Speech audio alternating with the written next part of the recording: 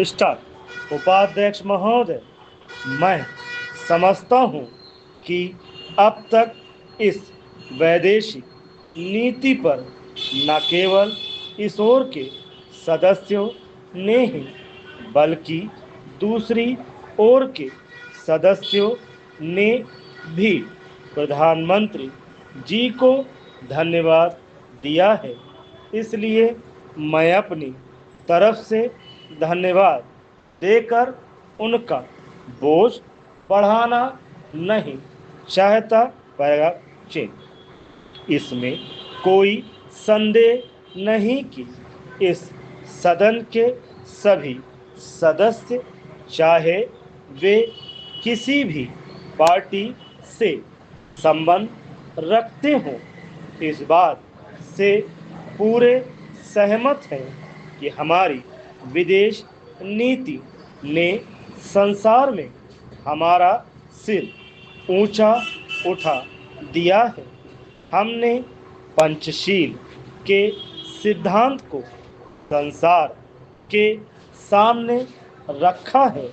यदि हम उसके आधारभूत सिद्धांत पर दृष्टिपात करें तो हमको पता चलता है कि हमने संसार में एक जो सबसे बड़ा काम किया है वह यह है कि हमने तनाव को कम करने का प्रयत्न किया है। पैराग्राफ 6। जिस समय हमने नई नई स्वतंत्रता प्राप्त की तो हमारे सामने बहुत से प्रश्न थे।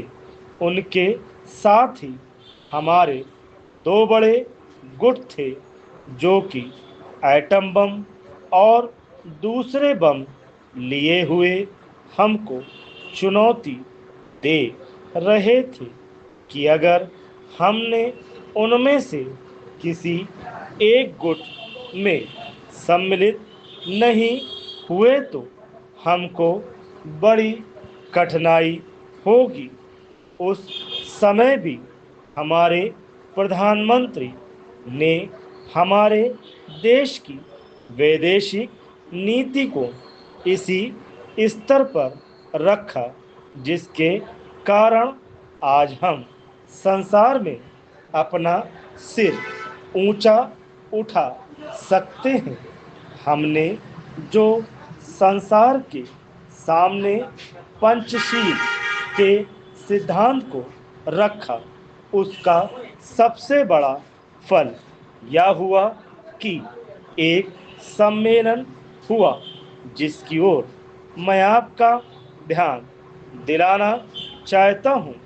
इस सम्मेलन में बड़े उत्साह के साथ संसार के 29 राष्ट्रों ने, जो कि एशिया और अफ्रीका से संबंध रखते थे, यह घोषणा की कि हम संसार में तनाव कम करना चाहते हैं और साथ ही हम यह चाहते हैं कि संसार में जो विभिन्न सामाजिक और आर्थिक नीतियां हैं वे साथ साथ चल सके। हमारी वैदेशिक नीति में जो सबसे महत्वपूर्ण चीज है वह है सह अस्तित्व की भावना। उसी भावना के फलस्वरूप हम देखते हैं कि आज कोरिया का युद्ध नहीं हुआ जो कि एक तीसरे विश्व युद्ध के रूप में परिवर्तित हो सकता है। हमारी इस नीति के कारण हमारे अमेरिकी मित्र हमसे कुछ अप्रसन्न भी हो गए, लेकिन हम ऐसा ना करते तो आज संसार को तीसरा युद्ध देखना पड़ता। मैं बहुत ज़्यादा समय नहीं लूँगा, थोड़ा ही लूँगा। सुबह कड़ा से पढ़ना शुरू करो। कैसे आप लोग लाइए सुबह। करना केवल दूसरी